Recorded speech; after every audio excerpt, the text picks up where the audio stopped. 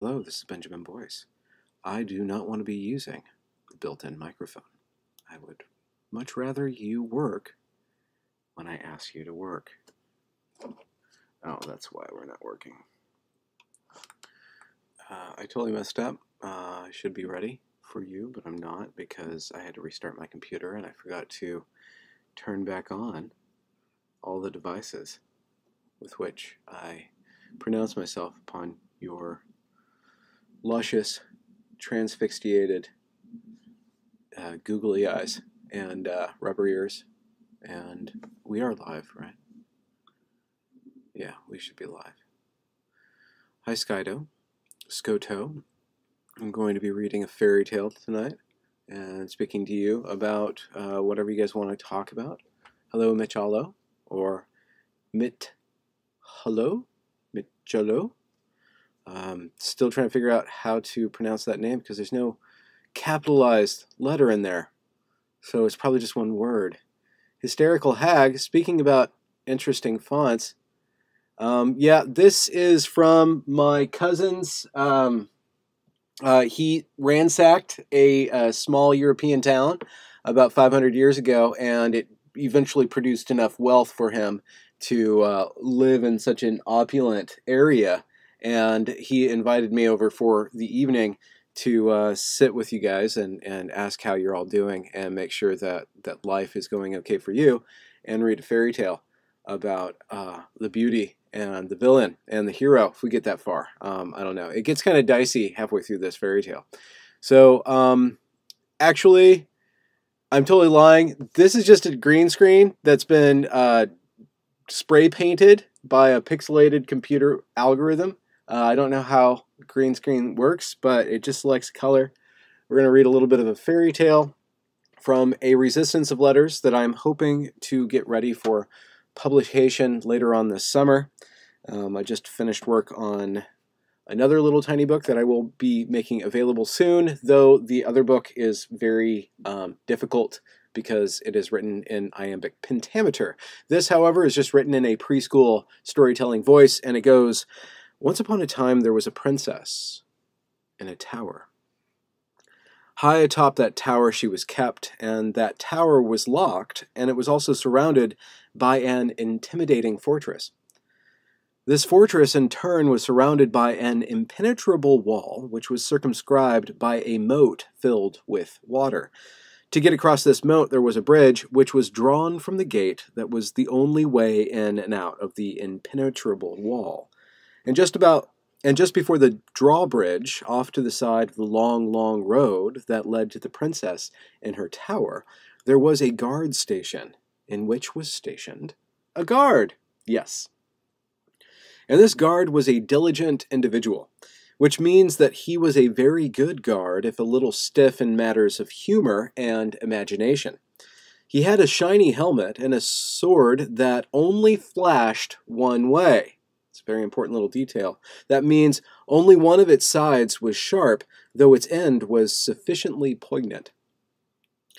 And there he stood with his helmet and his dirk, guarding the bridge which guarded the gate built into the wall which guarded the fortress from which stood the tall tower, in which sat the princess, who was not merely sleeping and watching TV all day long. No, she was not a lazy princess. Let's look at her through the window into her room at the top of the tower. She is sitting before a large apparatus, and this apparatus is a loom upon which she is weaving a tapestry. The princess wove that tapestry for many years, for all the years she had been able to use her loom.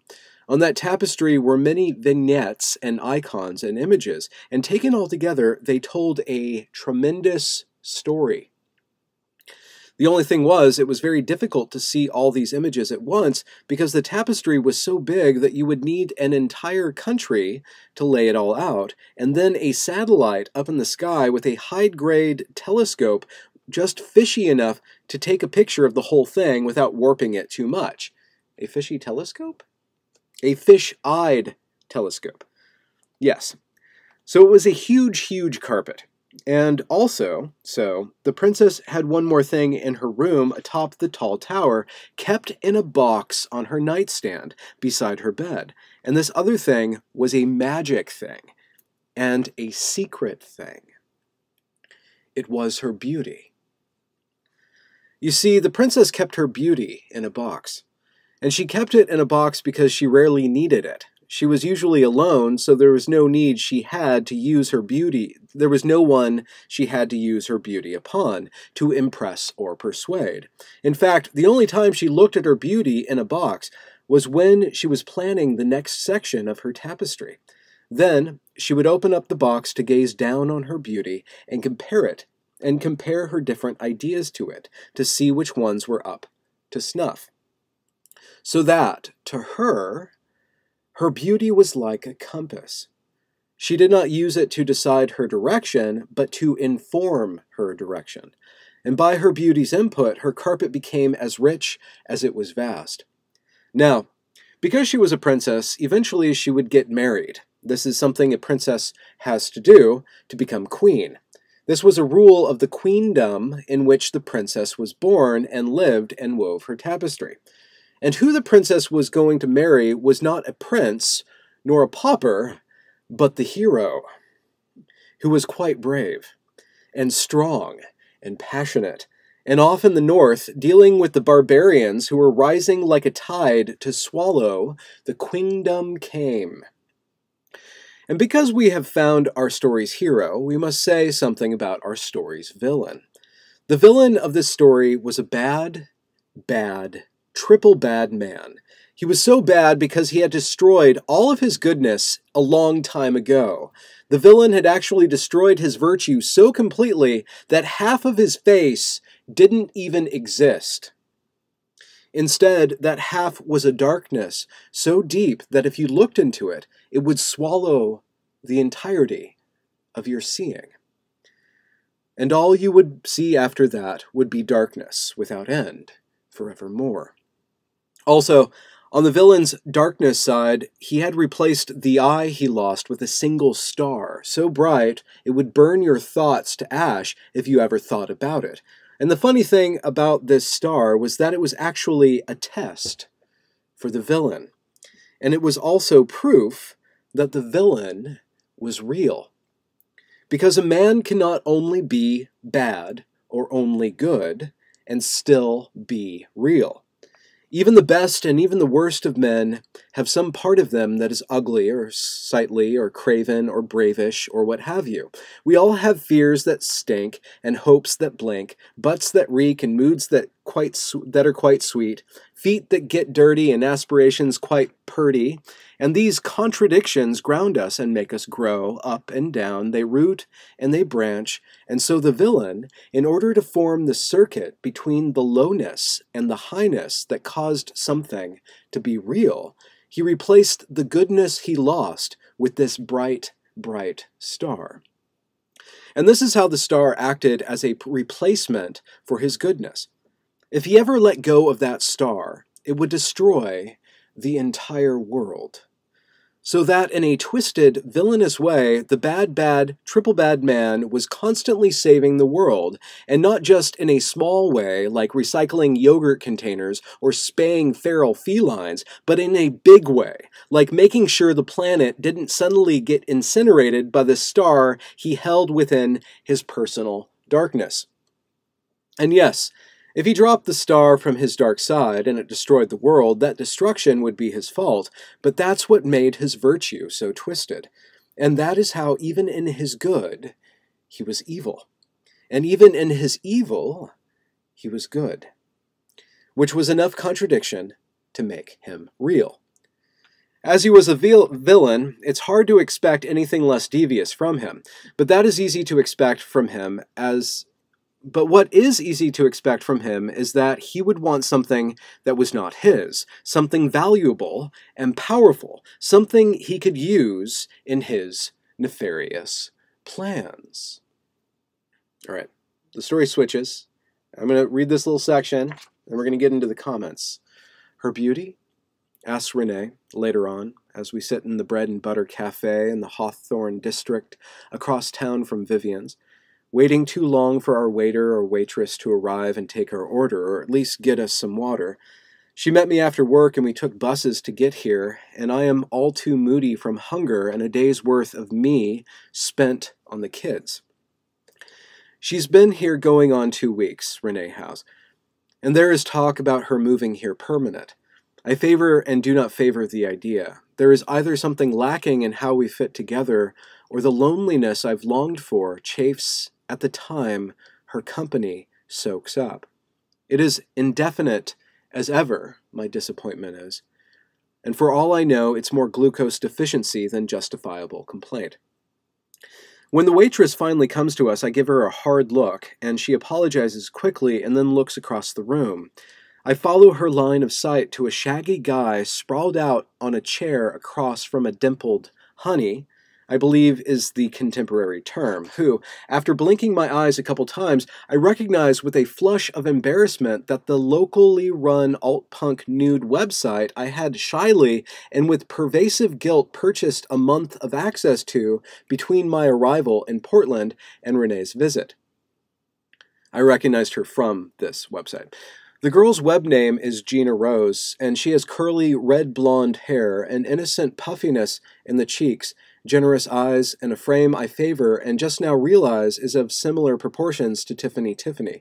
She is listening to the self-important chode of a wannabe who languishes in his wooden chair as though a camera crew were all about center-folding him, from dated t-shirt to unlaced sneakers, and as Gina Rose opens her mouth to reply to one of his assuredly asinine statements that, had I overheard, I would have immediately and with deft prejudice snipped into as many geometric dusts as I made earlier that day at preschool at the craft table as a byproduct of snowflake making. So that this must be December, which means Renee has been here for nearly a month and I've moved out of Vivian's.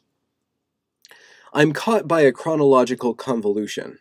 But centered by my envy of the punk-ass white boy with the nappy hair and too tight jeans, his arms dangling over his chair back and his face cocked away from Gina Rose as she opens her mouth to reply to him, but hesitates, feeling my glance, as does her date feel the gaze of the waitress frozen in the act of asking us our drink order.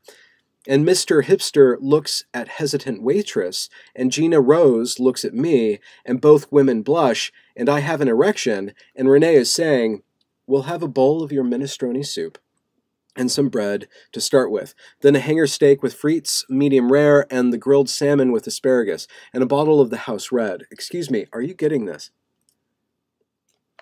The waitress has turned and begun taking down our order when, again, her attention is brought to bear across the room to the piece of meticulously ungroomed crap, who I do realize I am judging over harshly, but why he would be so dim-witted as to disregard the lovable arms, charms, and assuredly disarming company of Gina Rose, who I, too, am now studiously ignoring, for when her eyes met mine I knew she understood my look of recognition, and I knew, too, that being seen in public by someone who has spied on her privates is both unexpected and creepy to her.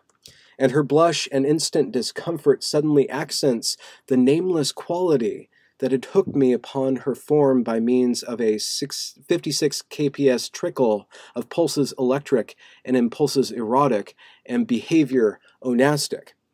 That quality of realness, of actual and feminine personhood that I had garnered from her 2 sets of photos dragged to a folder and subsequently deleted, all but one of her standing in a dress in a kitchen over a sink filled with sudsy water and some not dirty dishes, her C-cup, freckled, unripe, watermelon pink breasts let loose to hover over the bubbles, her face turned in profile between dish rack and camera, the S cleft of her lower back and bottom accentuated by the fact that she stands tiptoe on bare feet in a scene of not just erotic, onastic, electric, but above all, domestic significance.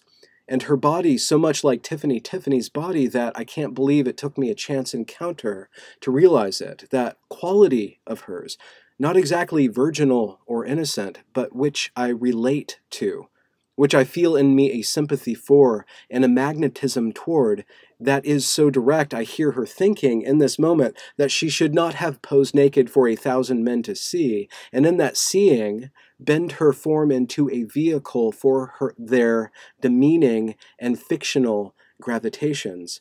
And hearing this, my mind remembers forward 2 months from this moment, when out of curiosity, I sought out again her sets of photos only to find she had taken them down, and if she had to give back some or all of the money she made for taking off her clothes, I have always wondered.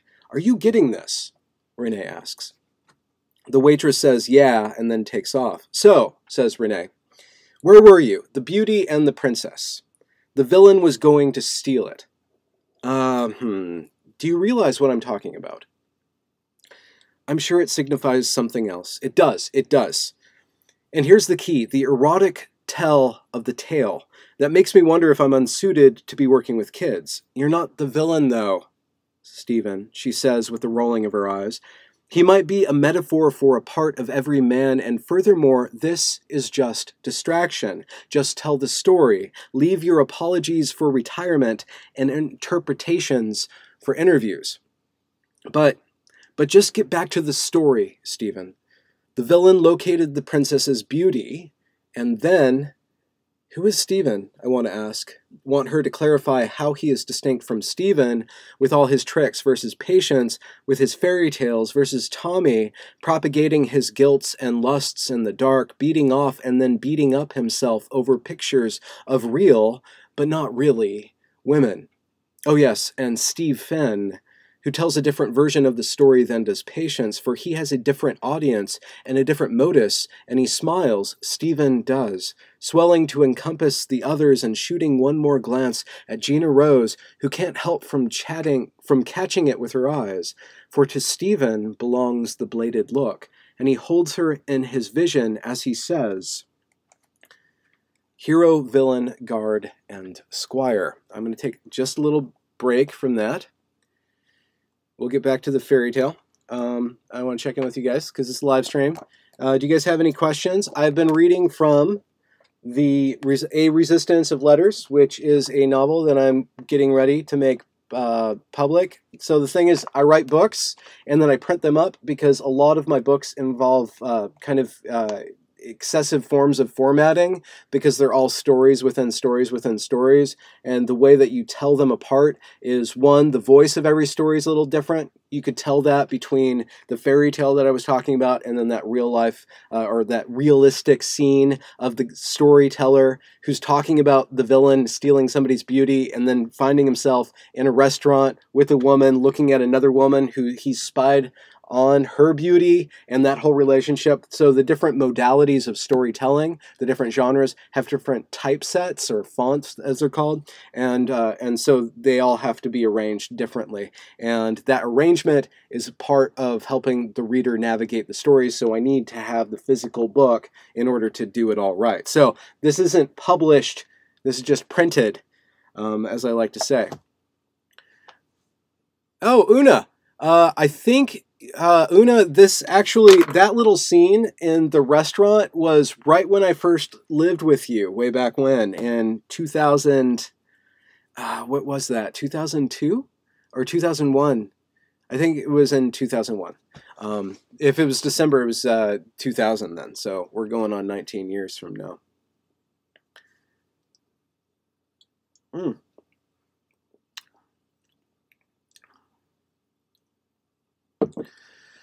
So, what's going on, guys?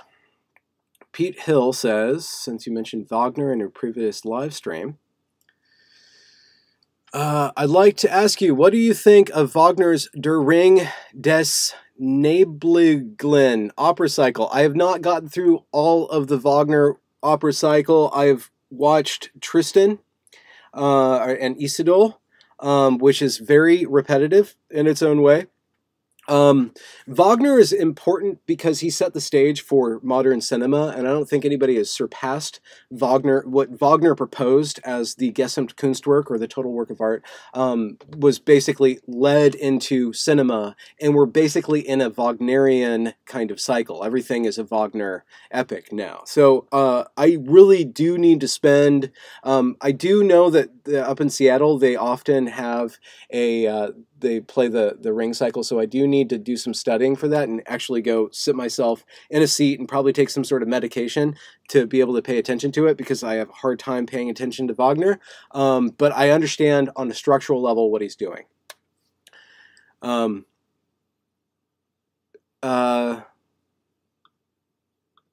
Yeah.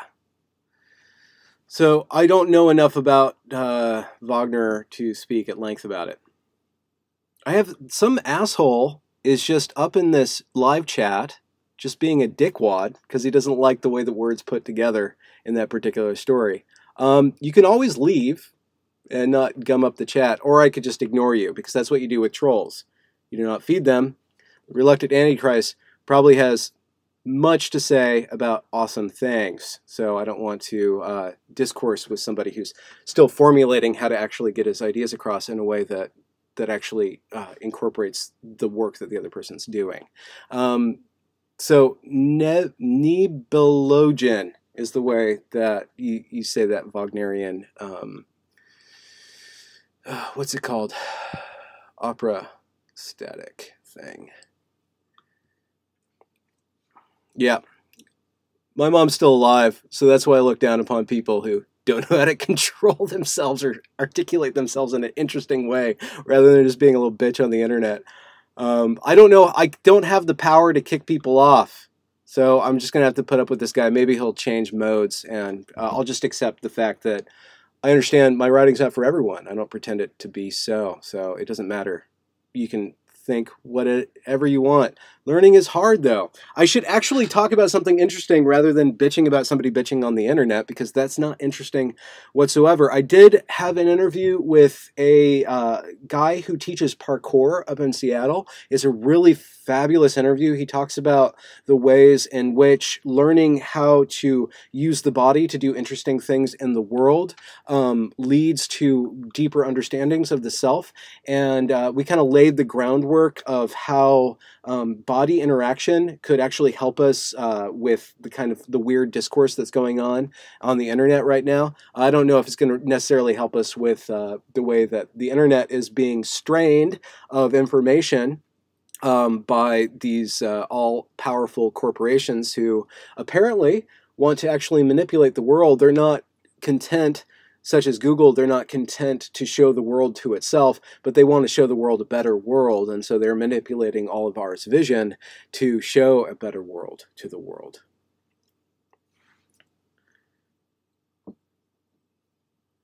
Oh, shit.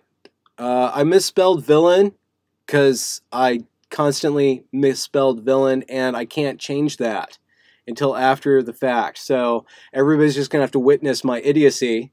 And yes, my writing's idiotic too. I accept that. I'm not being defensive about my writing, just somebody gumming up the chat with something other than interesting conversation while I'm trying to fill the airwaves with a constant stream of chatter.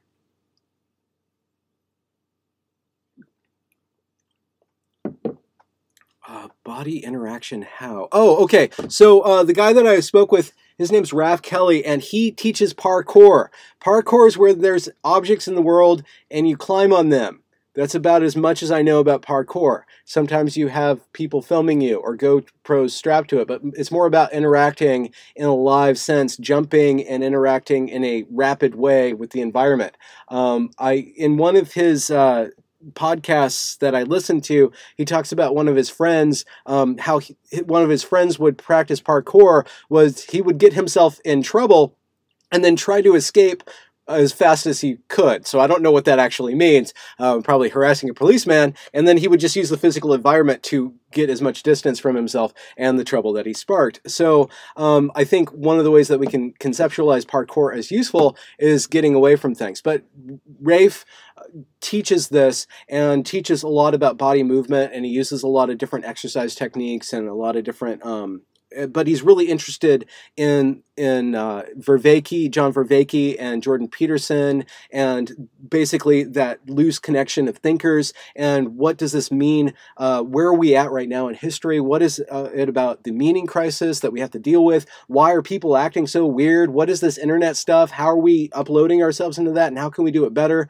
So what we talk about in our interview is how becoming more aware of our body leads to a better awareness of our emotions, and then those emotions can help us better regulate our intellectual discourse online. Such as I got a little bit emotional earlier on when I probably could have just ignored that, which I probably should have, or do something else. Grace Z says, my brother learned basic addition, subtraction, and multiplication by answering questions while jump roping.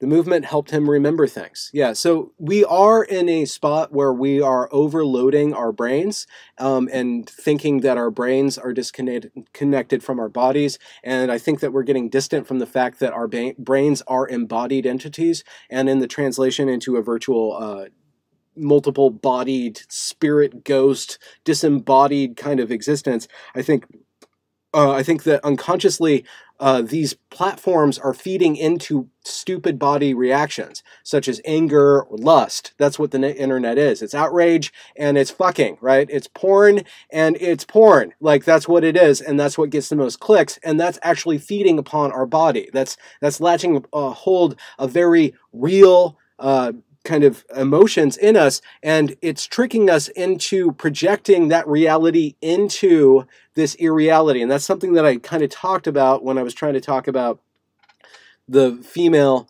beauty and how the female views her beauty from inside herself, and how the male views the beauty, and how the viewing of beauty is modified or problematized by the virtual world, by that virtual interaction between the viewer and the viewed. And as I want to say, but I don't know quite how to say this, leering is in the eye of the beholder and the eye of the beholder's beholder too. So leering isn't just something that I do, it's something that somebody else feels that I'm doing to them. And how does a screen cause us to get away with a certain sort of viewing of, let's say, the female beauty that we wouldn't have otherwise gotten away from? And then or gotten away with or participated in so much, and how does that leach into how we view each other in meet space? How does the way that we interact with each other in this virtual world interacting with ourselves with meet space? And I will publish this interview later on today, and I think Rafe has laid some groundwork on getting back into an understanding of our body, of our emotions, and how to regulate them properly as we use them to interact with each other in other ways. I don't know what that means. I should probably avoid the racist thing. I'm not gonna deal with racism right now. But a shout out to you, Black Skinny, amazing. Black Skinnies, amazing. Shout out to you. I watched some of your videos. Pretty intense stuff, dude. Pretty intense. Benjamin A. Boyce, I am an aspiring author and poet. I'm working on a novel based on various fairy tales and folk songs. When you're drawing from so many disparate sources, how do you make it cohesive? So I've worked on this for a very long time, trying to make a bunch of different fairy tales, a bunch of different sources cohesive. And the way that I finally resolved it for myself, I think it's the answer to the postmodern dilemma. Postmodernism is that we are adrift in all these different influences and all these different kind of genres we're interacting with. And that might have been why, to some people, my writing is annoying, because I'm dealing with that zooming in and out and that perforation of thoughts just milling around and taking up an idea and not following it through before another idea shows up, and then introducing all these other concepts. But basically, the solution that I've found to the postmodern dilemma is that you focus on a character who is between the stories. Now, either every one of the stories features a certain character set that get reinvented in every genre, or there's somebody who is between the genres, such as a teller of the tales, or somebody who's hearing the tales being spoken, and then the way that those different stories interact, not explicitly but implicitly inform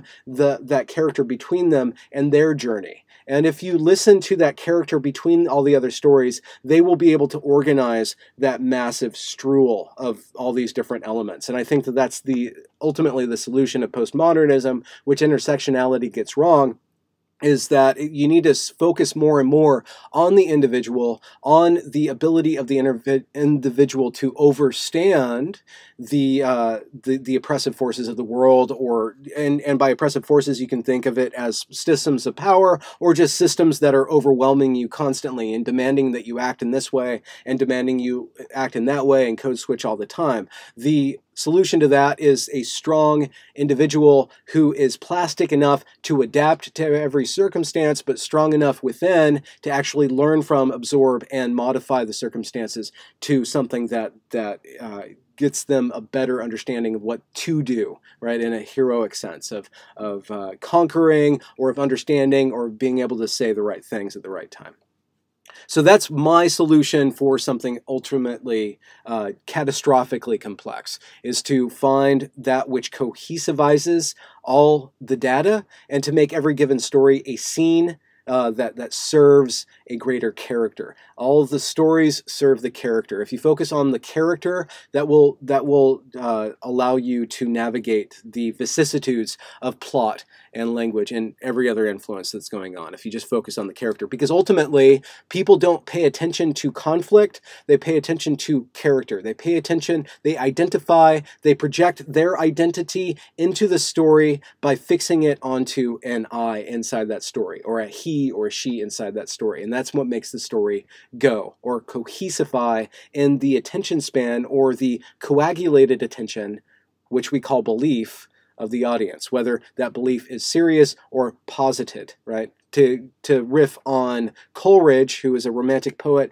who said that the interaction with fiction is a willing suspension of disbelief, right? You suspend your willingness that this isn't real in order to engage with it. He got it completely wrong. What we do is we actually invest in a tentative manner our belief into the story, and that's what makes it reconstituted into our imagination. So if you want to do something complex, you just focus on how the individual attention works by speaking about an individual, which is the most easily absorbed thing for a human being through narrative to interact with. Then that's why we anthropomorphize everything. That's why a fable talks about anthropomorphized rabbits or crows or even rocks or everything. It's because the story allows us to understand time naturally, or understand that fictional time in the way that we understand actual time, which is still narrative. We're always telling stories about ourselves. And that's how we go around and we evaluate the worth of, let's say, a piece of fiction. Is this good fiction or this bad fiction? Is this interacting with me? Does this make sense to my sense-making organ? And our sense-making organ is formed out of space and time and biology and a lot of spunk and language. There we go. Oh no, we're having racist discussions. I'm not touching race. I don't want to touch race. Don't want to do it. I'm at home in sexuality and gender ideology. That's the only thing I'm tackling right now. Grace Z says, Benjamin, have you ever heard of the Sudbury School of Philosophy? I think you find it interesting with your dive into education. I've not heard about that. Message me with that information so I can check it out. There are so many things that I do not know. I'm going to avoid the chat, because even though anybody who watches this live stream in the future can see what's going on in the chat stream, I don't want them hearing my take on the chat stream, because it looks like things could go any way with that. Oh, here we go. Coleridge was high AF when he wrote The Rime of the Ancient Mariner, and I highly suggest Jean Vervaeke's Awakening from the Meaning Crisis, episode 23. You might need to watch some episodes before that to really grok everything he's saying, but he talks about romanticism, and he talks about the limits of the romantics, and what he basically makes an argument that Kant came around and said that math isn't real, right? Or logic isn't more real than the world. There's the world, the phenomenon, and we use logic to make sense of the world. So what we are doing is projecting sense onto the world, right? The world is something that is just there. In order for us to make sense of it, we have these various tools: logic, reason, emotion, etc. So what we're doing is projecting ourselves onto the world and making sense out of the world, right? When we make sense out of the world, we're making sense out of the world, and we use these tools to do that. So not to say that math isn't the language of the universe, but it is our language in order to interact with the universe in a coevally in a form that we could all agree upon, right? Anyways. So the Romantics, John Vervaeke talks about how the Romantics took that idea of us projecting meaning onto reality, and they took it to a super extreme. And they William Blake and Coleridge and Wordsworth and I guess even Napoleon and Beethoven, they saw the world as a canvas from which the artist makes and summons meaning, right? So the Romantic conception of the artist is this superhero, right? Or this supervillain that takes the raw datum of experience, be it like a human relationship or a public figure, and they evoke and create reality in that interaction with reality. And John Vervaeke's basically making a case that the blank slate argument, either argument is wrong.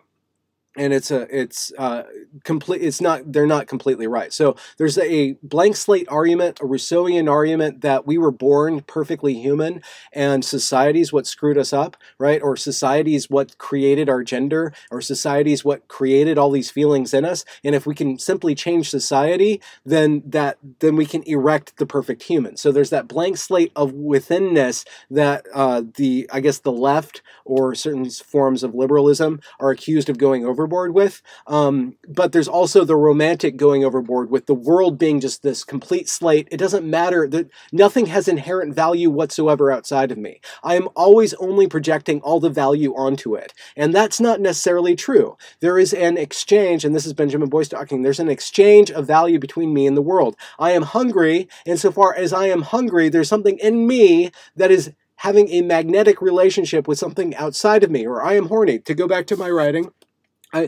Stephen, the main character here, he had an erotic impulse. He used the internet to satiate that impulse. Those pixels on the screen have no inherent value.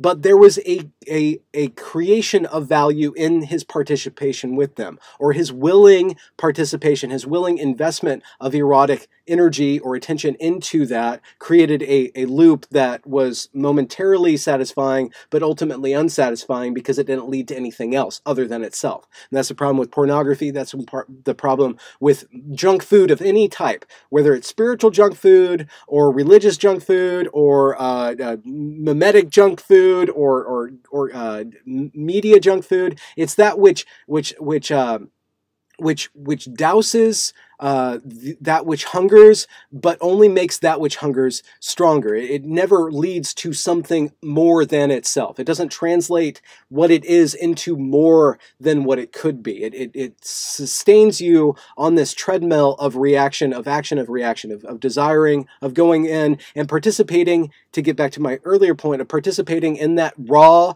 phenomic interaction between the body and the world, that endless cycles within cycles, which you just wed you wed your attention, let's say, you wed your attention into these cycles within cycles within cycles, and never be able to use those cycles to stand over them and start to organize them into greater structures. So I think that ultimately, perhaps Vervaeke's saying that the Romantic blank slate of the world isn't sufficient, because we need to understand that there is real truth value in the world. And he does make some overtures to the fact that I think what he's heading to is there's a lot of German thought that he ends up leading to the Nazi fascist revolution or World War II, where Germany thought it could just project its desire onto the world and just eradicate all meaning, all human meaning that did not align with its fictional human meaning. That thinking of every individual as a blank slate leads us astray in the fact that, yeah, men and women are going to emerge differently in life. Not every woman, not every man. But if we're not aware of the natural patterns of existence that have informed us up to this point, then we're always going to be off when we try to recreate society in a better way. And then the romantic, the willful, the I guess you could say the European or Nietzschean will to power, where I'm just going to go forth into the world and form out of it form and taste into it taste purely from a willful sort of stance that will end up leading to another form of alienation, which then leads to you acting in a way where you're destroying other people's values. So I don't know if that made any sense. That was me going off for a while. Dude, I don't want to get into this. Robin DiAngelo is playing you. Robin DiAngelo is not a saint. She's playing to your desire to be stronger than other people without mastering anything other than the ability to put other people down. If you want to create value in the world, don't rely on other people. Rely on creating something yourself. And Robin DiAngelo, she's selling an old lie. She's selling an old lie that you can blame all your problems on somebody else, and that there's a power slave dynamic. And by slave, I don't mean the American slavery thing, which is absolutely a horrible incident. I'm talking about slave morality, where the slave is slavishly putting down the master and trying to turn the master into a slave of the master of the slave, the master of the slave. I really firmly believe that that is a wrong path to go down to. If you want to overstand the world, do not rely on race in order to do that. Rely on the genius within you and perfect that and connect with people and develop something even greater. Robin DiAngelo is not doing that. She's trying to get us to tear each other apart, and that's going to lead to horrific things. We've gone through this over and over and over in history, and she is another false prophet, and she's hiding behind racism. She's hiding behind championing race to drive us apart. And her whole ideology it's utterly devastating. And if you don't believe me, go and look at my Evergreen material. What happened at the Evergreen State College in the spring of 2017 and still happens there today is from internalizing her viewpoint, internalizing this master-slave dynamic. It's utterly dehumanizing. It looks at everybody as some sort of external character. It looks at everybody as having no internal inherent meaning, that everybody's meaning comes from some sort of secondary characteristic, the color of their skin, how much money their parents have, that nobody has their inherent worth. Everybody's already out the gate, relegated into this stack of value based on things that they had no control over, and so they can completely ignore everything that causes them to create value in the world. And so all they have is the ability to devalue other people, and then to go around and call them racist or whatever. Like that term doesn't even mean anything when it should mean something now, because Robin DiAngelo has weaponized it for people to get their rocks off on the internet. I'm not going to talk about that anymore. Not going to talk about that anymore.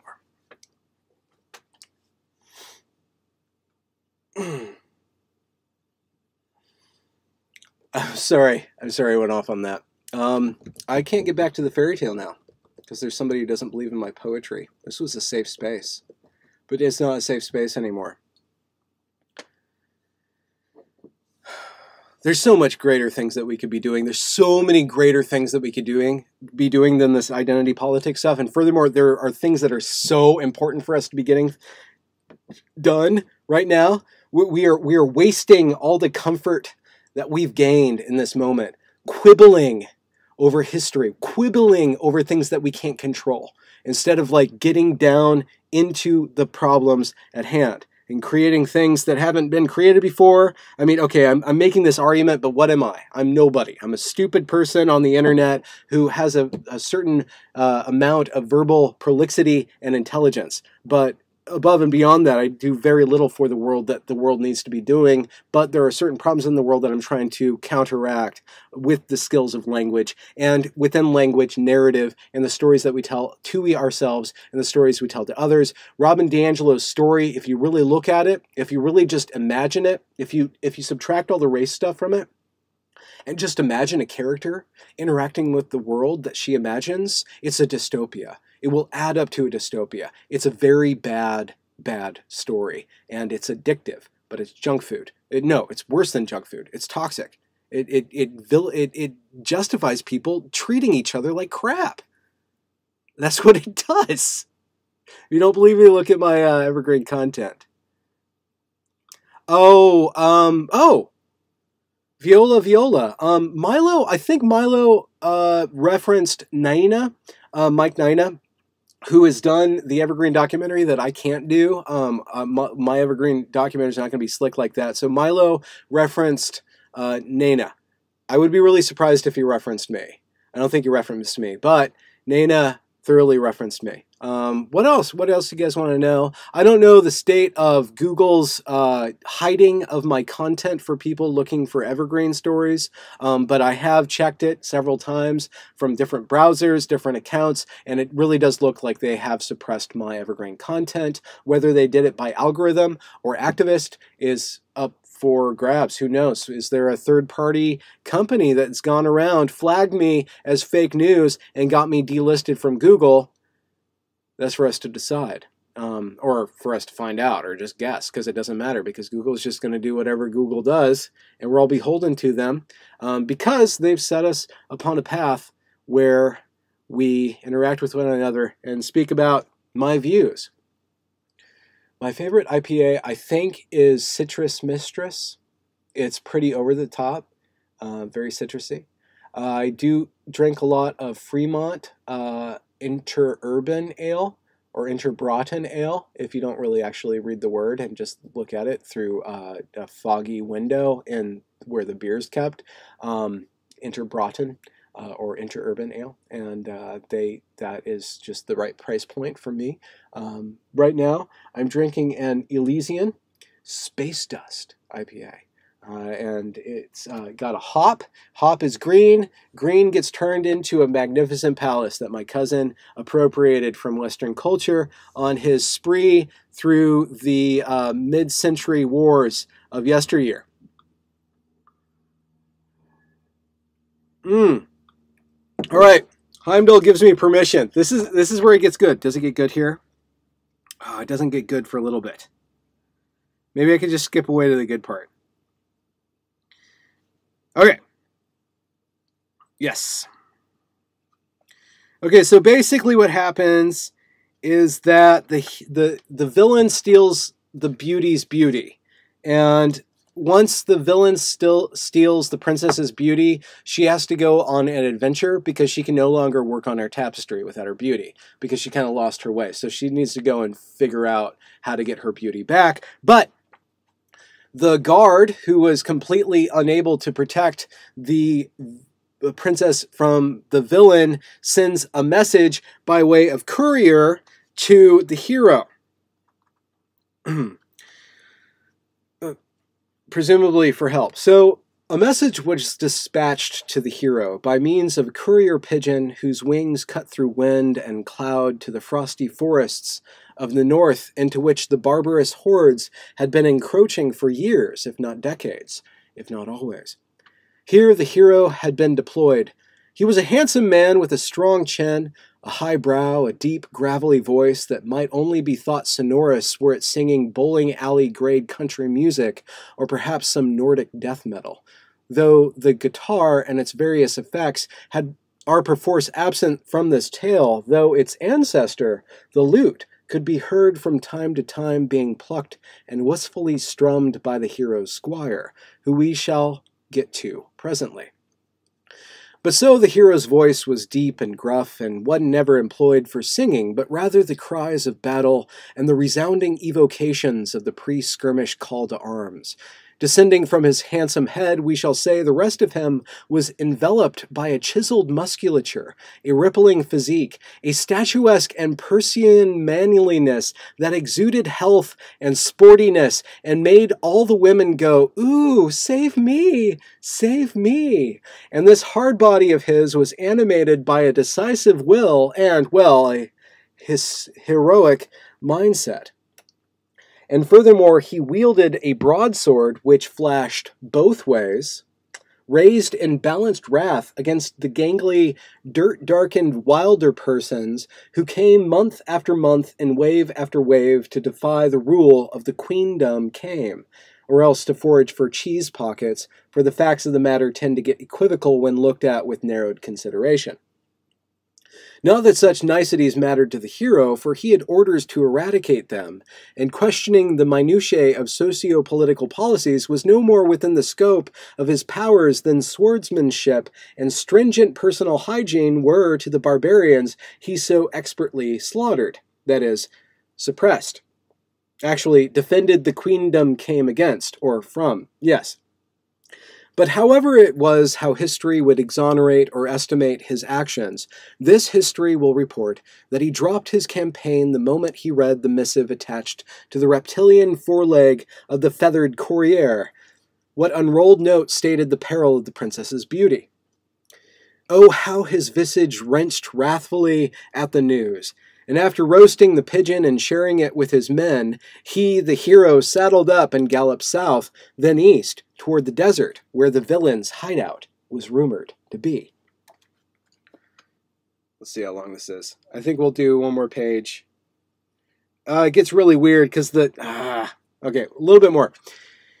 His traveling companion was a truly rueful squire who was inept in all practical matters, and yet very adept at running his tongue, so that as the miles were whittled away by the clop of hooves and the curves of road, all manner of verbalized inanity followed the hero like a migrainousness, which he neither responded to nor paid any heed of, for he was ultra busy in his head, thinking of all he knew about the villain, which was not much. Actually, he knew only this one thing for sure, that the villain was older than the queendom came, older than its earliest queen and first hero on record, who had won the title of hero by staving off the villain's terrorism so many years in the past.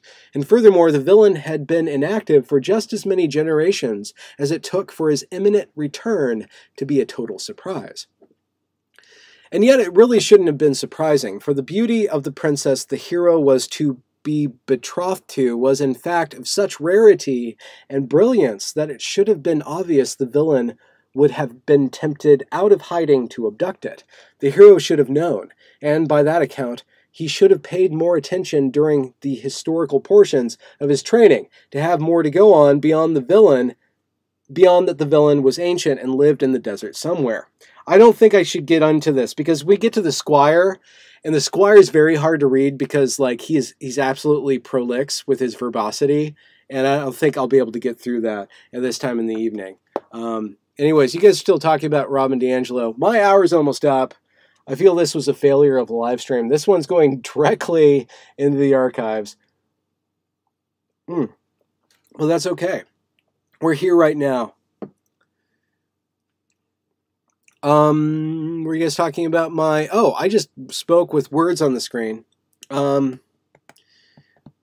guys are talking about... oh, yeah. Okay, so yes, regarding the monetization, most of my videos, except for some of the transgender content, have been remonetized, but I think I'm still in the shithouse or the doghouse with regards to what Google considers the quality of my content to be, because I'm still not showing up on Google search results. Benjamin A. Boyce asks Dilip-VR. Benjamin A. Boyce, which is the better antonym for heroism? Villainy or cowardice? That's a good one. Better in the context of stories. Perhaps stories written for younglings. That's a really good question. What is the difference between heroism, villainy, or cowardice? Or indecision? Or apathy? Even. I mean, there are a lot of antonyms to heroism if you think about it. Just as there are a lot of antonyms to villainy, because there's a lot of different ways that we can be virtuous. There's a lot of different ways that we can save the moment or save the day. And insofar as there are ways to save it, there are ways to mess it up. And those ways are probably much more profound in the ways in which they do mess things up than the ways in which we save things, which we're only ever saving things tentatively. Though, on the other hand, we're only living in a completely fucked up existence momentarily, right? And I'm not meaning I'm not meaning that morbidly. I'm just saying that like the bad times will go away. Everybody eventually, even if they don't like your writing, will embrace you as the rabbly babbit guy on the YouTube eventually. Oh, thank you so much, Iliad's Armimimigadamemen, Age Memnon, Agamemnon. Excellent super chat. Thank you very much. While the world, as portrayed by a monopolized prestige media, continues to spiral in despotism, me and mine are finding that earnest efforts produce the results we aspire towards. Thanks for staying positive in your work. Absolutely. Let's amplify this. Let's amplify this. Even if you are fully believing in Robin DiAngelo's completely mad version of the world, if you are earnest in your efforts and take continual stock in where you're going and how people are responding to you, I believe that, to quote Blake, he who persists in his folly shall become wise. And that's a very difficult statement to untangle. Blake said, he who persists in his folly will become wise. And I chewed on that for a long time. And I chewed on that for a long time because it's obviously false. If you are foolish too much, you're going to die. We are surrounded by people who have never like grown out of their various foolishnesses. I earnestly believe that. But I'm thinking he's kind of pointing to, I think that aphorism's pointing to a way in which we engage with the world where our foolishness eventually makes sense. And how does it make sense? We look for feedback. We look for feedback. Is what I'm planning to do really headed in that direction? Has what I'm planning to do, has it been tried before? And where did it go wrong? And am I doing the same thing and going wrong? Right? That earnestness of effort is in part a part of how we view and review what we're doing when we're engaging with the world. When you look at the world and you have people giving you feedback, like I got feedback and I snapped at somebody. I should not have snapped at them. It's totally okay to despise my writing. It's totally, it doesn't make sense. This is an earlier work too. This is from 2012. It's not as good as I could have done. It's really annoying because I'm playing with words. But really to gauge that criticism and to see if there's still value in the criticism. Insofar as I had an emotional reaction to that, there's probably something that I still need to deal with regards to this the criticism that I received with this, even though if I didn't have an emotional reaction, I would fully understand what that person's saying and then have been able to overstand that with my understanding. Unfortunately, I just snapped at the person. Reluctant Antichrist, you stuck around, and we're getting along now.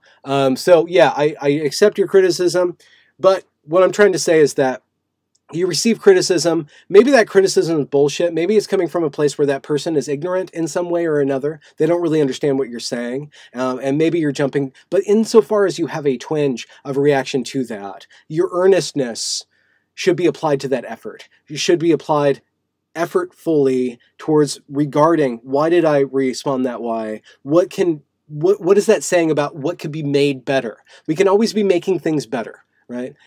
We're in a rush to get our names out there. We're in a rush to produce product. We're in a rush to get attention, right? We're in a rush to do the right thing. There's so much urgency involved in our saving of the world. That urgency itself won't necessarily save the world, right? There is a time to act, but there's also ample time to reflect. We're given ample time to reflect. That's all we're doing right now. This is a world of reflections. Insofar as you're watching a screen, this is just a bunch of light, photons, and sounds banging about. We're reflecting all the time, and I think we could take a little bit more time to reflect. Earnestly, that was a great little point. Thank you for the super chat.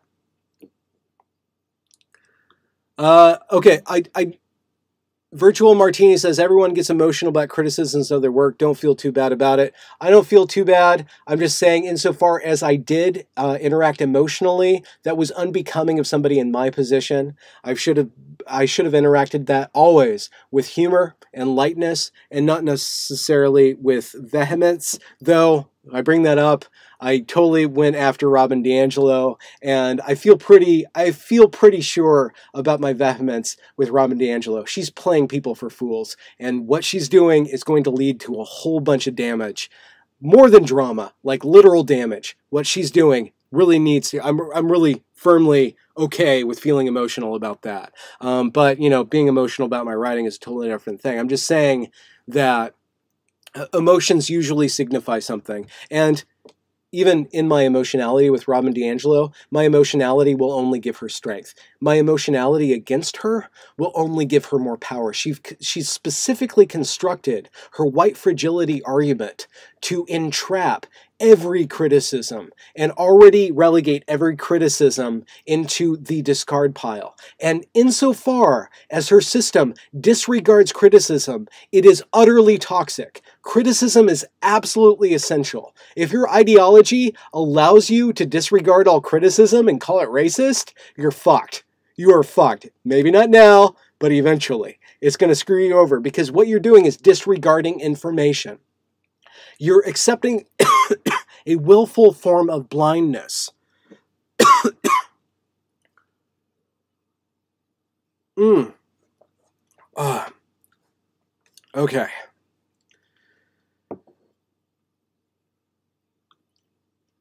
Whew.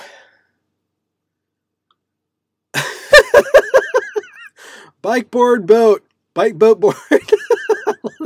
Bike boat board. Super chat, $2. Thank you. Actually need to go out and get more beer. Is that background Trump or Saddam? I really do think it's French. I really do think it's from Versailles.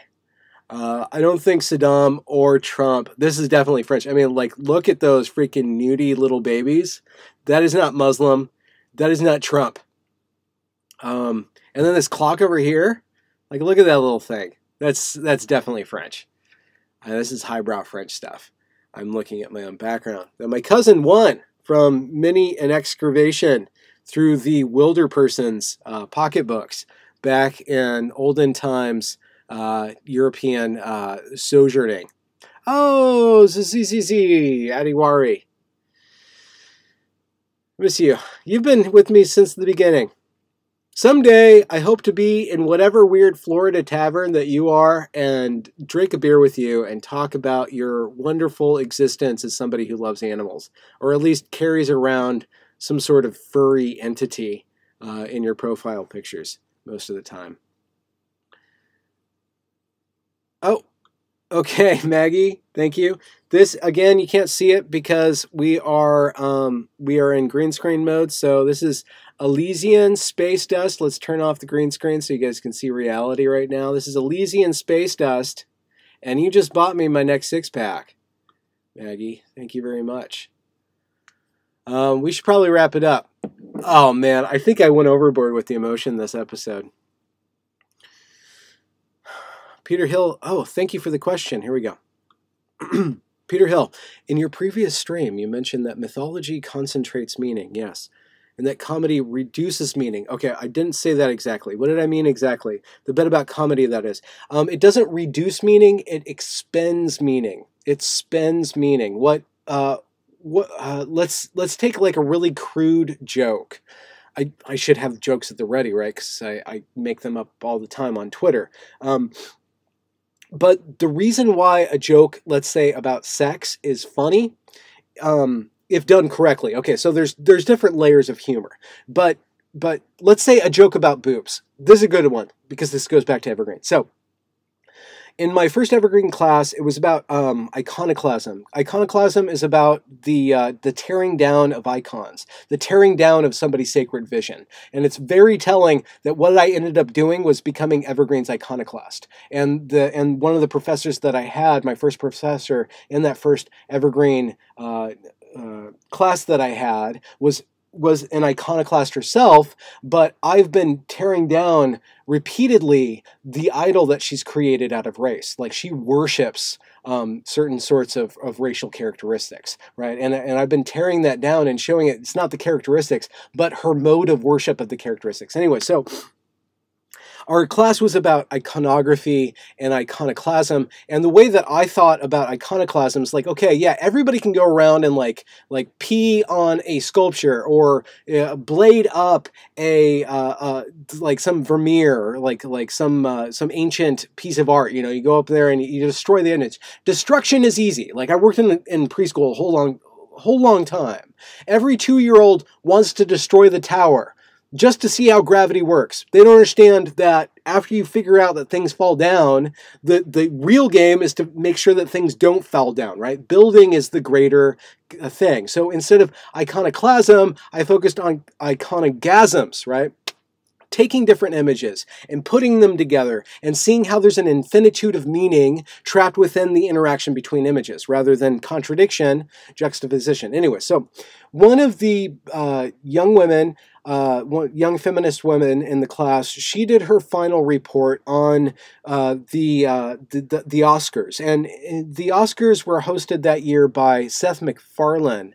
I think I'm pronouncing that correctly. He's the guy who did Family Guy and The Orville, which I hear is a really good show. Maybe someday I'll watch it.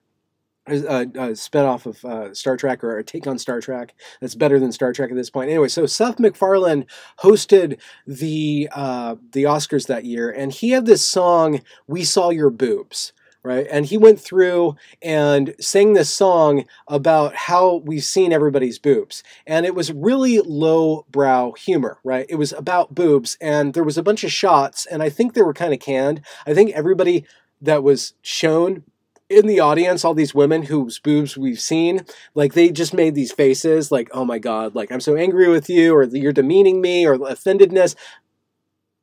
Remember, we're in the post-Harvey Weinstein era, Weinstein era. We're in the post-Weinstein era, right? So you can no longer joke about this stuff. But Seth MacFarlane, to his credit, he was joking about Harvey Weinstein before anybody was allowed to talk about that. At the same time he's joking about Weinstein, he's joking about boobs. Anyway, so the Evergreen feminist student did this report about her brother, who's 13, and her dad were both laughing at that song. And she took that song, "We Saw Your Boobs," as thoroughly demeaning of the woman, of the sanctity of the woman, or just like using the woman as an object, right? And we had a really long discussion about this, because I'm like, we're going to have to talk about this. So we had a big, long argument about this. And my basic point, there's a lot of different points to make about this. But when Seth MacFarlane made that song about boobs, yes, he's making fun of our objectification of women. He's actually making fun of the way that we look at a human being who's a female,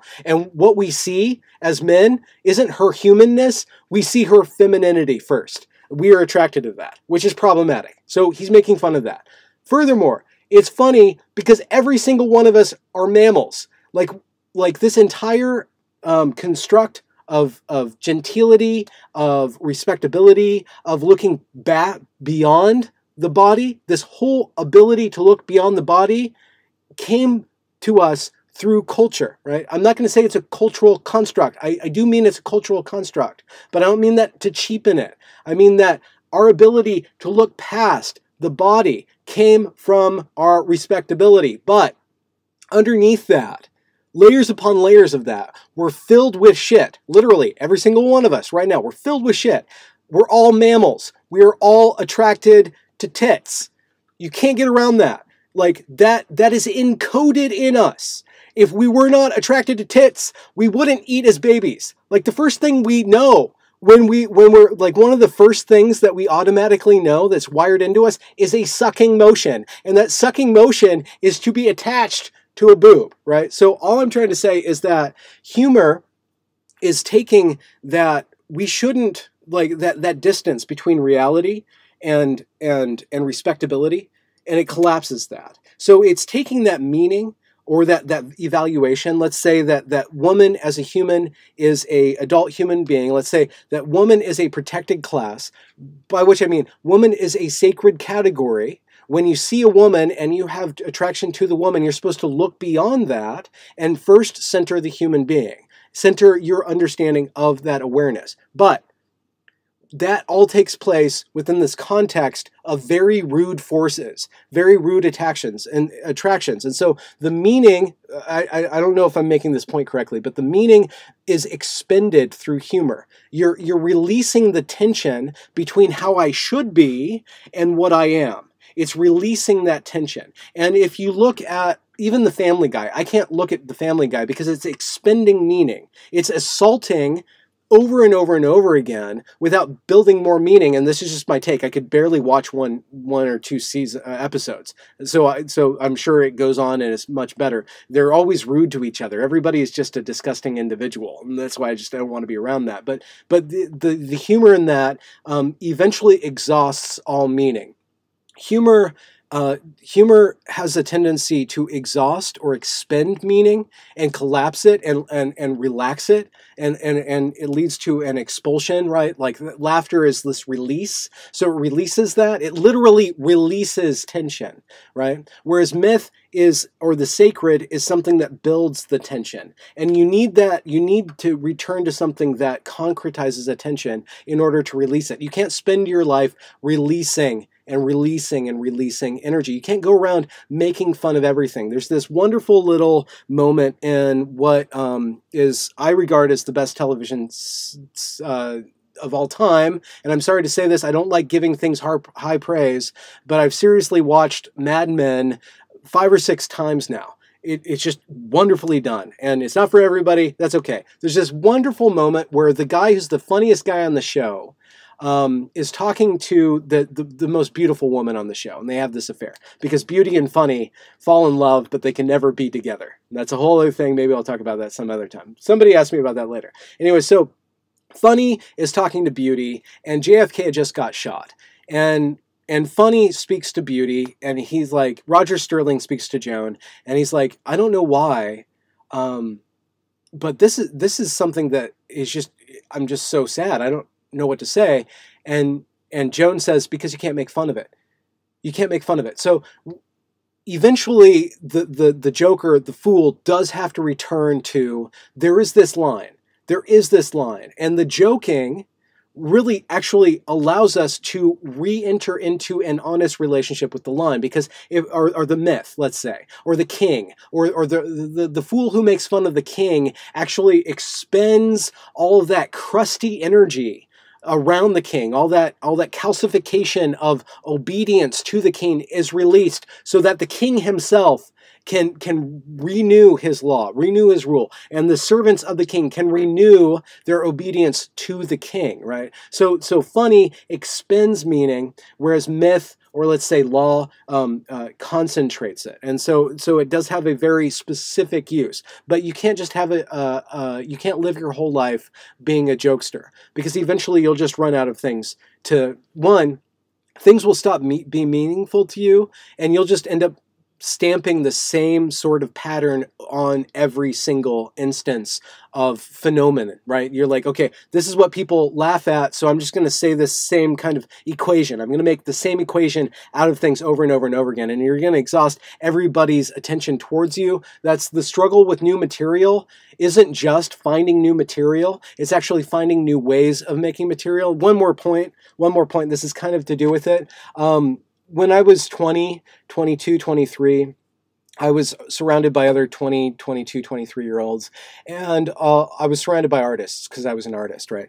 And what would happen was that you'd always have these people who want to be a musician, and they'd pick up a guitar and they'd sing a song, right? And then they'd sing another song and another song and another song, and yeah, the songs were all different, but the songs were all the same, right? A really good musician, the entrance into musicianship, the entrance into art is, yes, to find something that works, but to find other things that work, right? So the struggle with new material is to actually, that goes back to reviewing how you're interacting with the world and finding new patterns, finding new ways of interaction with the world, because that new way of interacting with the world, even if it's annoying, like, let's go back to my fiction, even if that fiction's annoying, it's annoying. A lot of the annoyanceness The property of annoyance of this work comes from you interacting with something that you haven't interacted before. Because I'm doing a lot of things with language that people just don't naturally do, right? I'm playing around with the basic form of language to find new forms. And it's not, and that's the difference between somebody who's trying to be different and somebody who's trying to do something different. That's the difference, right? And I'm sure there's a lot of pretension in my work, but as you develop as an artist, you don't want to just stand out. You don't want to just find that one way that gets a response. You want to find new ways. And through that evolution as an artist, through that path towards mastery, you actually get to learn more and more about yourself because you're taking onto yourself new forms of interaction. And the way that you do those new forms is going to show you a different thing. And the way to not get stuck in this character is to try out a different thing and try out a different thing and try out a different thing. So to have a conversation with yourself across time by allowing yourself to become different characters through time, and not to say that you're just a different person from one time to the next, but start to recognize that there's certain patterns of behavior that manifest in certain sorts of situations, and you can pit those against each other. You can start to have a conversation with yourself. And I'm relying a little bit playfully on multiple personalities, in a sense, which is an overblown artistic trope. I think it is actually a psychological condition, but it was blown out of the water in the 1980s. And I'm going to get back to the live chat right now. Thanks for that question. Now I got to talk about Trump. Heimdall. I should probably wrap it up, right? This is a good quote. Leave that on the screen. Different but the same, but different but the same, but different but the same. Focus. Focus. Look at me. Okay. I think that's enough for tonight.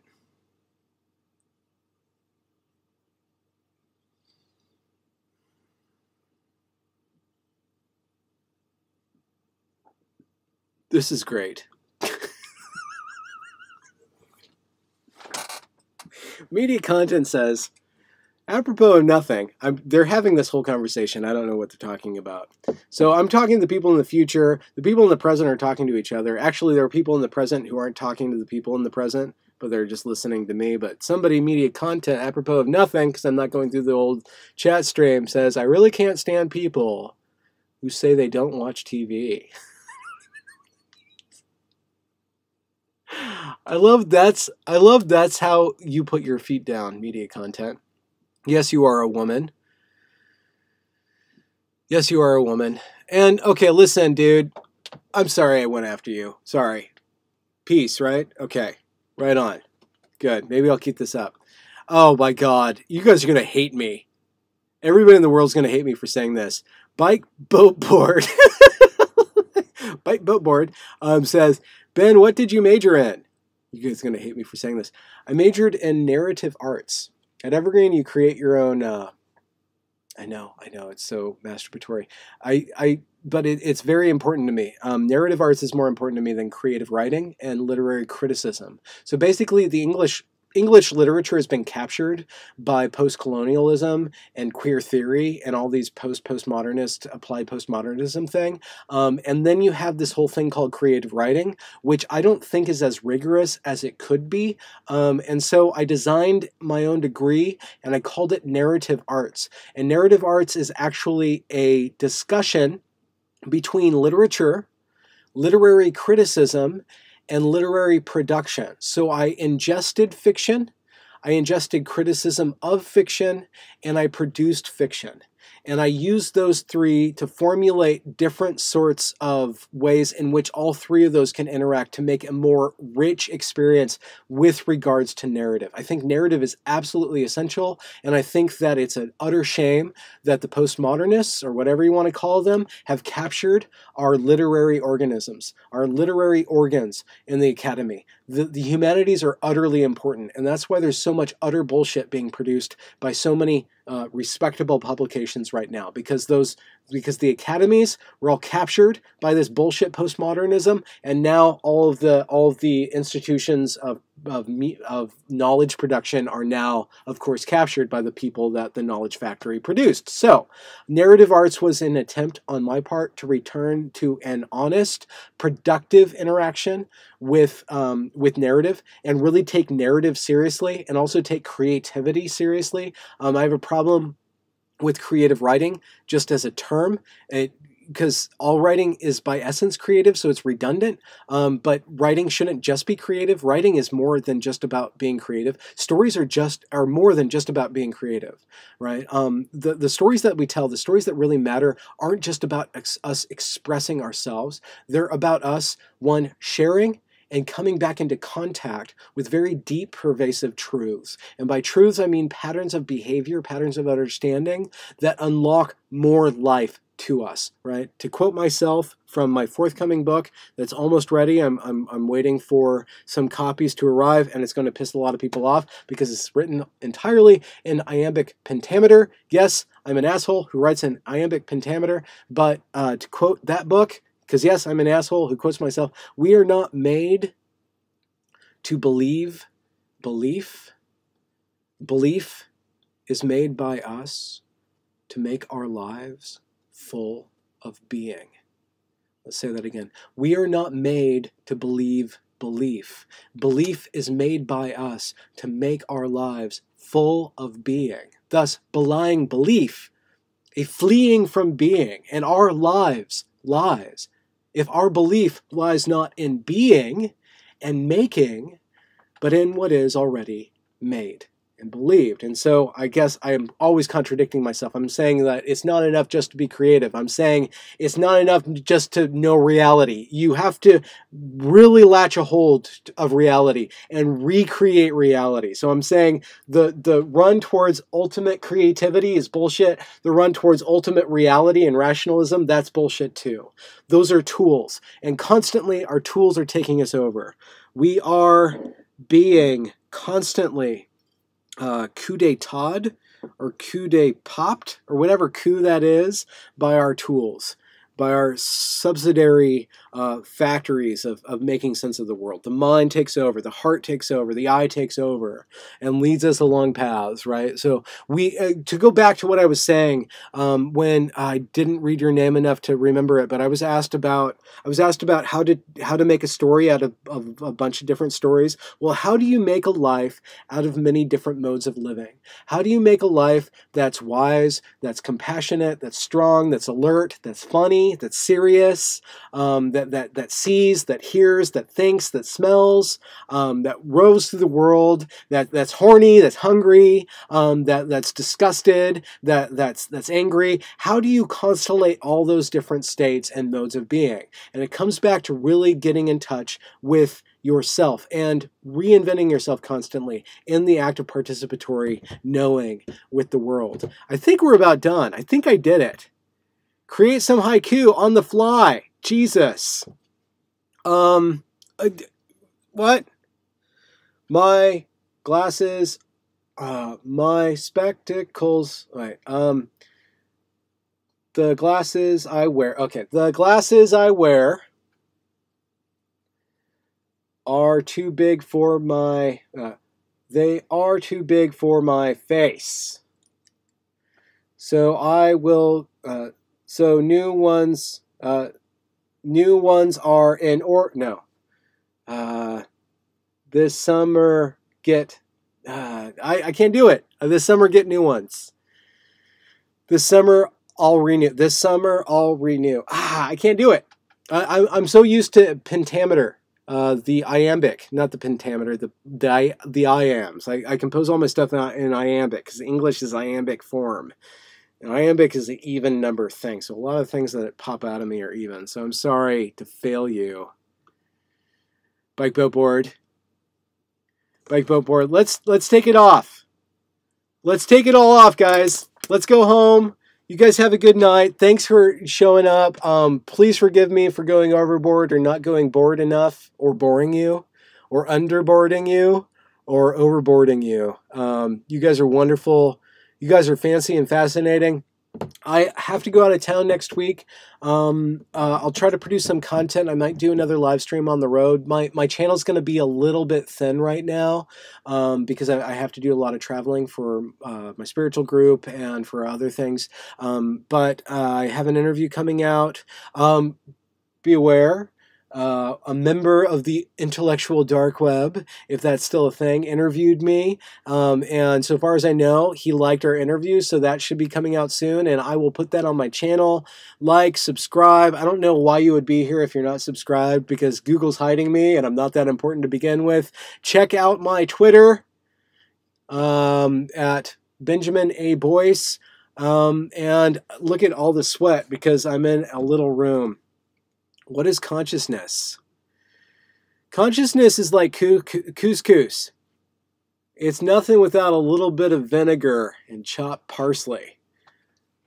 I'll leave you with that nugget of wisdom. Love Mediterranean food. You guys have a good night. All right? We're good?